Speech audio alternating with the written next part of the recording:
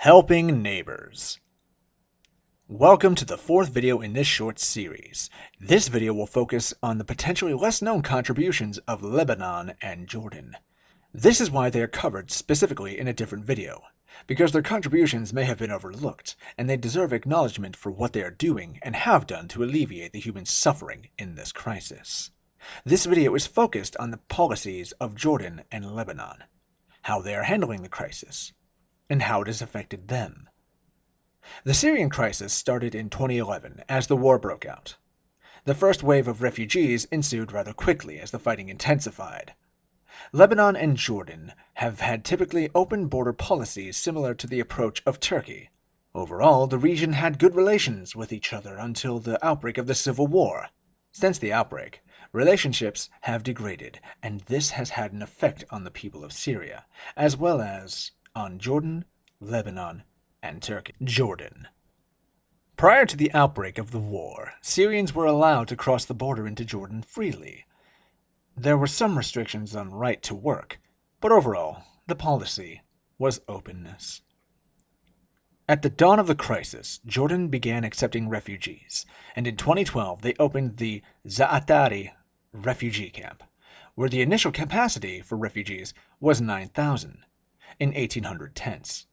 This being said, there were restrictions on Palestinians who arrived in Jordan from Syria. In fact, there were attempts to deport those Palestinians who arrived without documents.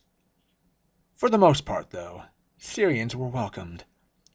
There were restrictions on right to work still in place, and refugees were encouraged to locate in the camp as opposed to urban areas. The Directorate of Security Affairs for Syrian refugee camps was later created, with a mandate to control exit and entry from the camps. From June of 2012, informal western border crossings were closed to all but exceptional cases, such as war-wounded, thus requiring Syrians to travel to informal crossings on the eastern side of the border to avoid checkpoints. In April of 2014, the Syrian Refugees Affairs Directorate was created and tasked with policing Syrian refugees. A month later, the Azraq camp was opened. This was the sixth refugee camp for Syrians. At this camp, securitization and humanitarian service delivery was integrated in unprecedented ways. This camp represents intensification of the securitization of refugees and attempts to encourage greater international visibility through encampment. In fact, the Jordanian security official in charge of the camp noted, "If we hadn't built the camps, then the world would not understand that we were going through a crisis." Despite the concerns with security points, emphasis on encampment, and ad hoc restrictions on informal crossings, Syrians were able to find safety within Jordan. With the outbreak of ISIS-related violence in 2014, this changed.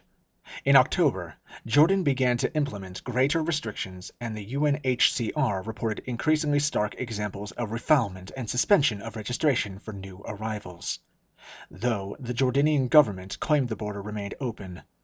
As a result of this, thousands of Syrians were left at the border within the demilitarized area known as the berms.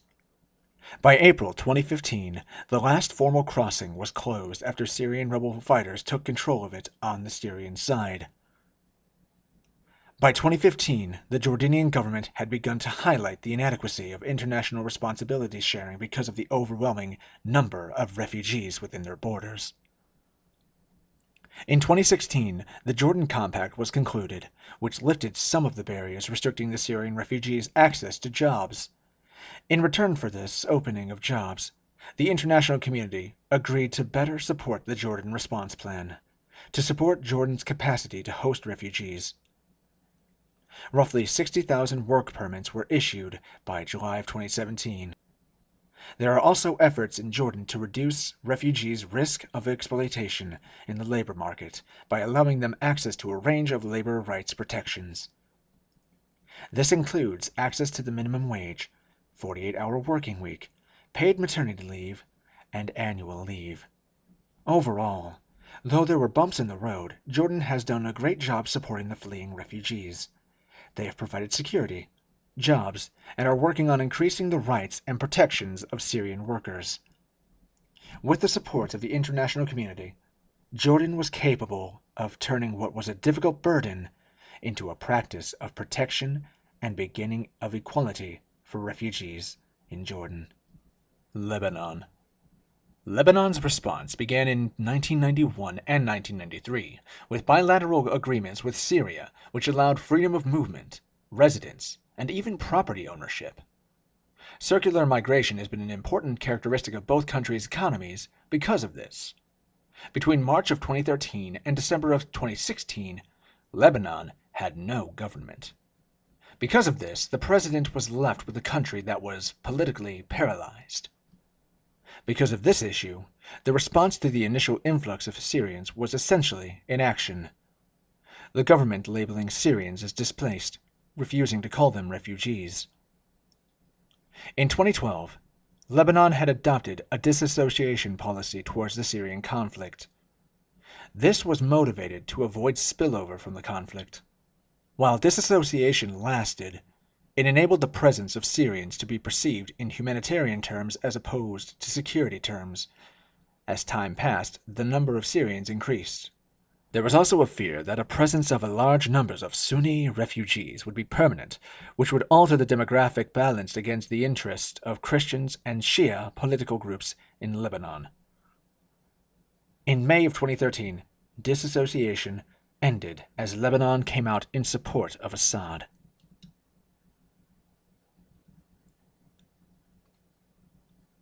Because of this, the security situation within Lebanon began to deteriorate, with fighting in parts of northern Lebanon, assassination attempts, and Lebanese forces fighting the Sunni in the Nusra Front inside Lebanon.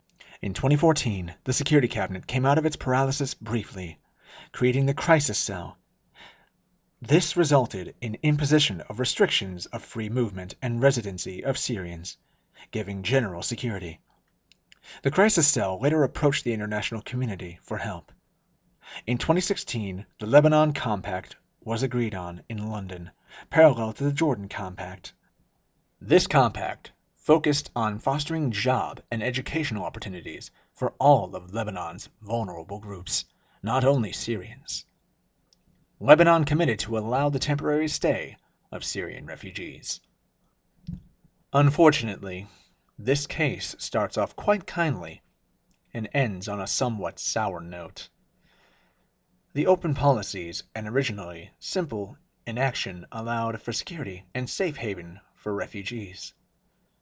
With a couple of mistakes, however, we see a situation that escalated into a new crisis, which was again stemmed by aid from the international community and intelligent government action.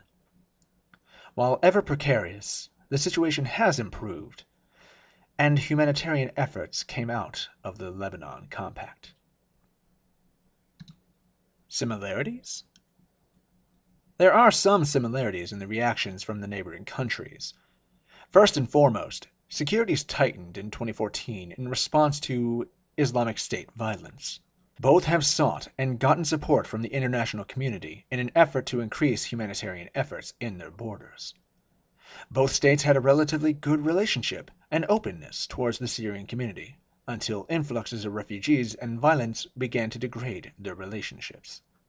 Finally, both Jordan and Lebanon seek to return Syrians to their home country. However, this is difficult with the fighting going on. Conclusion. It is difficult to deal with a crisis of this scale, especially when countries lack the resources to adequately deal with the number of people. With help from the international community, humanitarian issues can be solved, and funding for countries in need of it can be accommodated. Jordan and Lebanon both faced very hard decisions and conditions whilst in this process, and will likely continue to face these difficulties for years to come.